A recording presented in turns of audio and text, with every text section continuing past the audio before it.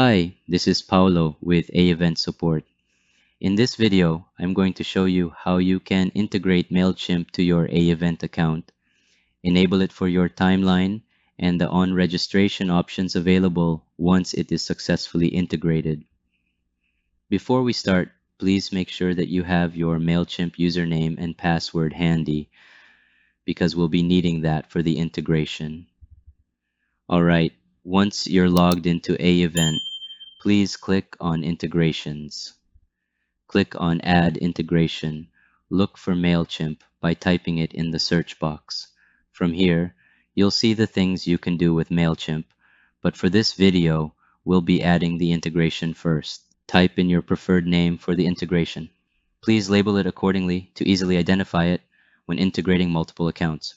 For this example, I'm typing Mailchimp 1. Click Connect. Now it will ask for your username and password. Once you have these entered, click Login.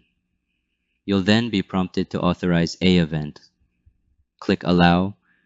We have successfully added Mailchimp to our integrations. Now let's test it. Go back to the integrations page. Look for Mailchimp. Now click Test. Great. We have successfully established a connection between Mailchimp and AEvent. Now let's add or enable it for our timeline. Let's open our timeline and click on the Integration section. Look for Mailchimp. Toggle the switch to add or enable it for our timeline.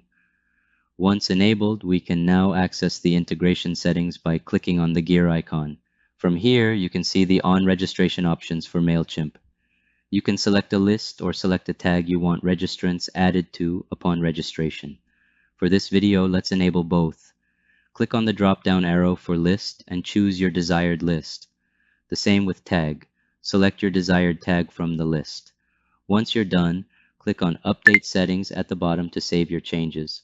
This is also where you can add or select the custom fields you want for your personalization values for Mailchimp.